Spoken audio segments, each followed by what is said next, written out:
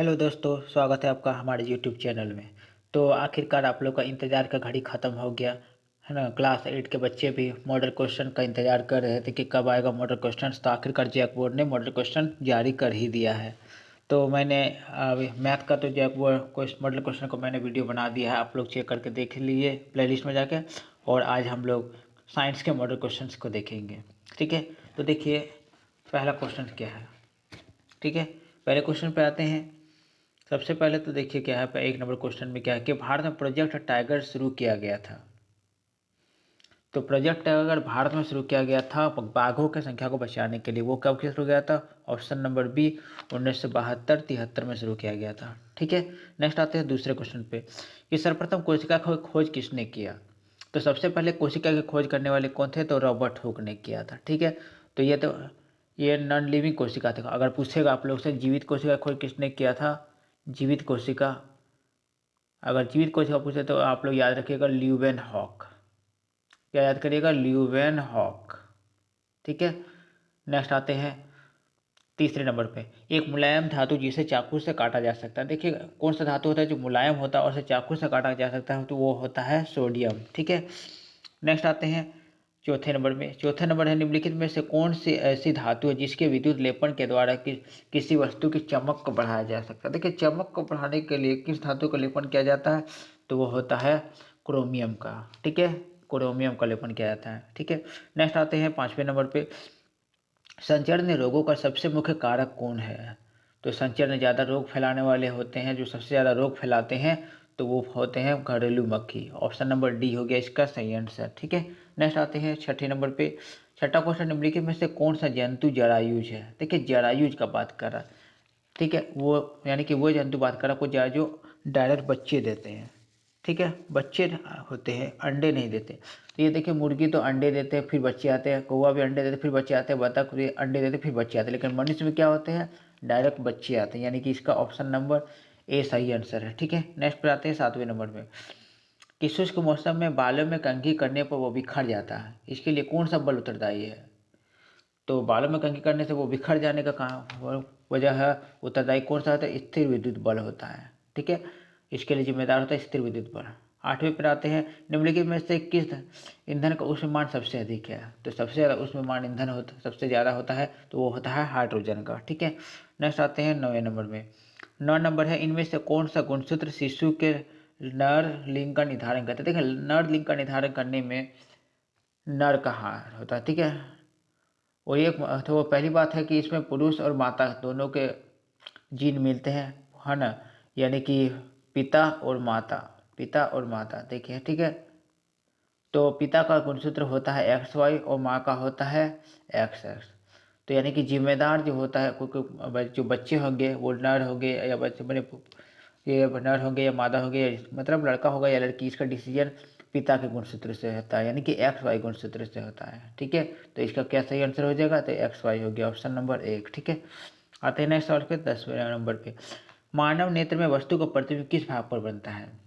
मानव नेत्र में वस्तु का प्रतिबिंब किस भाग पर बनता है? तो वो बनता है रेटिना पे, ठीक है। तो 11 देखते हैं, खड़ी फसल का उदाहरण क्या होता है?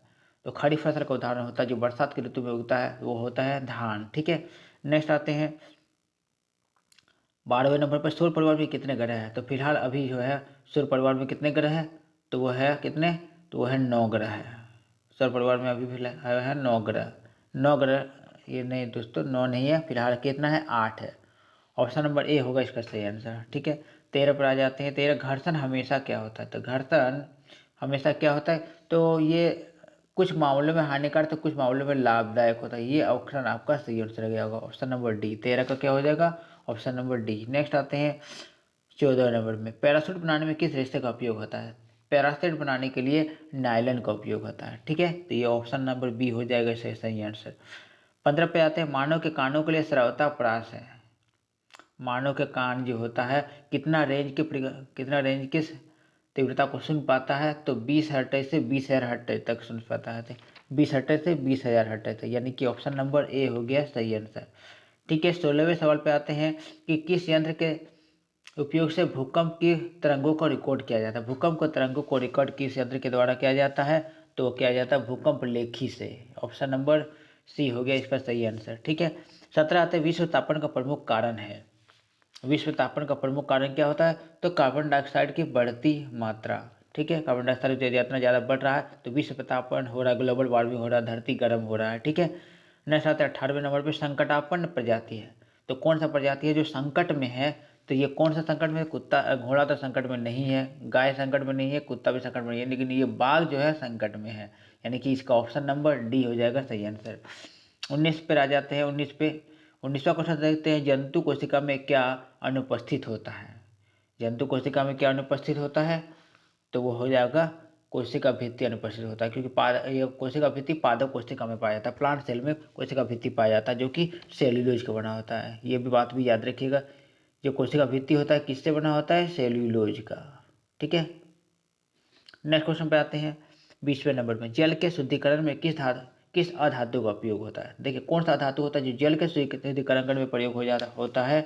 तो वो होता है ऑप्शन नंबर बी, क्लोरीन। ठीक है, 21 नंबर देखते हैं, विश्व के पहले प्रतिजैविक का नाम है। सबसे पहले प्रतिजैविक यानी कि सबसे पहले एंटीबायोटिक तो कौन था जिससे खोज किया गया था? तो पेनिसिलिन थे, उसका खोज अलेक्जेंडर फ्लेमिंग ने किया था। ठीक है, 22 पे आते हैं, पानी में हाइड्रोजन ऑक्सीजन का अनुपात क्या होता है? पानी में हाइड्रोजन ऑक्सीजन का अनुपात कितना होता है?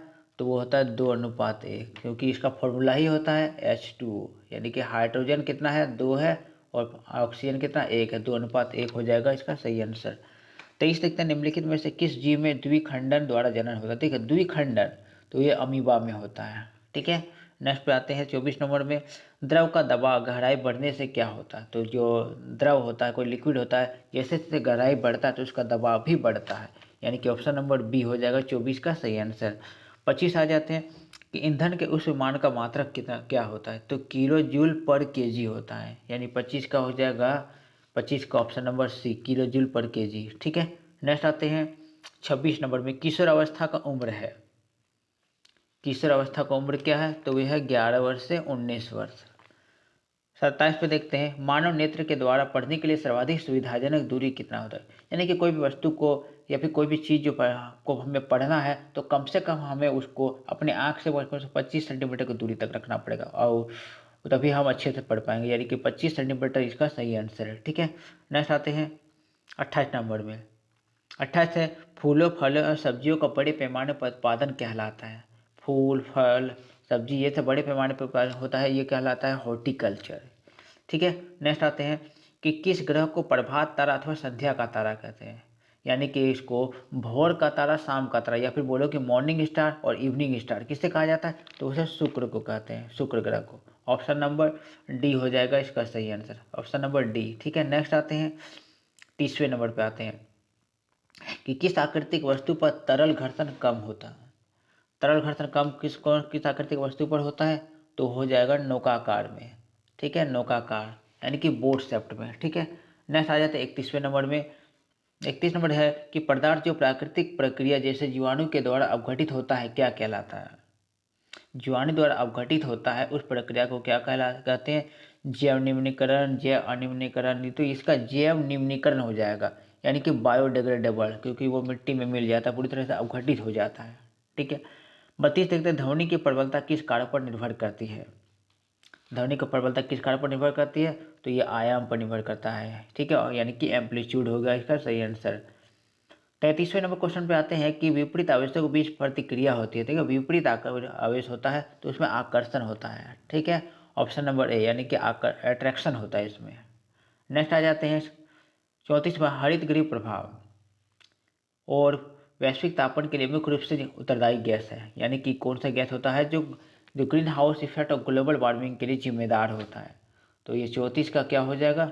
सी हो जाएगा, कार्बन डाइऑक्साइड। कार्बन डाइऑक्साइड इसके लिए जिम्मेदार होता है। ठीक है, कार्बन डाइऑक्साइड के कारण ही ग्लोबल वार्मिंग हो रहा है। ठीक, नेक्स्ट पे आते हैं 35 नंबर में, वह पुस्तक जिसमें सभी संकटापन्न प्रजातियों का रिकॉर्ड रखा जाता है, यानी कि ऐसा बुक जिसमें जो प्रजातियाँ, जो जानवर या फिर जिस तरह के जीव जंतु होता है जो खतरे में है उसका डाटा रखा जाता है, तो उसे ग्रीन रेड डाटा बुक बोला जाता है।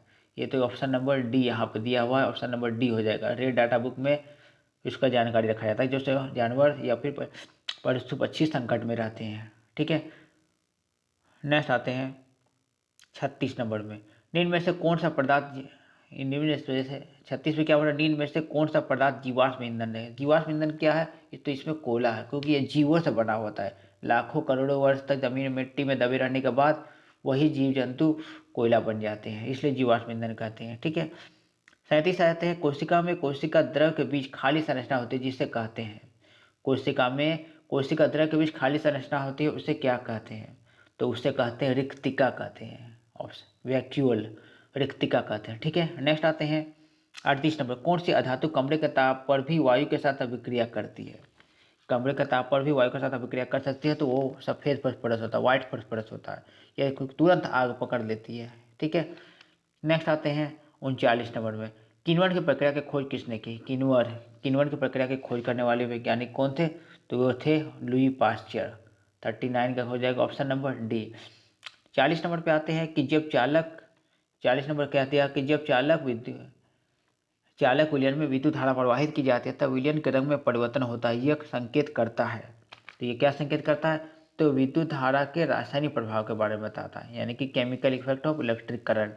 इसका सही आंसर होगा विद्युत धारा के रासायनिक प्रभाव। नेक्स्ट आते हैं 41 नंबर में, कि 41 नंबर में है कि विश्व में सर्वप्रथम एक भेड़ का क्लोन विकसित किया गया था जिसका नाम था, देखिए भेड़ का क्लोन बनाया गया था, जो भेड़ का क्लोन बनाया था उसका नाम था डोली था। ठीक है। तो और ये इसमें इसको ये डॉली नाम था, और इसमें पूछ सकता कि किस साइंटिस्ट ने किया था, तो ये क्या था, इयान इयान विलमुट ने, विलमुट विलमुट ने। ठीक है। ये जो भेड़ का क्लोन बनाने वाले वैज्ञानिक कौन थे, वो इयान विलमुट थे। ठीक है। नेक्स्ट आते हैं ये क्वेश्चन आ गया ये वाला 42वें नंबर क्वेश्चन पे आता है, तरल है यानी कि लिक्विड फ्लूइड की बात करें तो फ्लूइड क्या होता है, फ्लूइड द्रव और गैस दोनों को कहा जाता है, यानी कि ऑप्शन नंबर बी हो जाएगा इसका सही आंसर। 43वें क्वेश्चन पे आ जाते हैं, विद्युत उपकरणों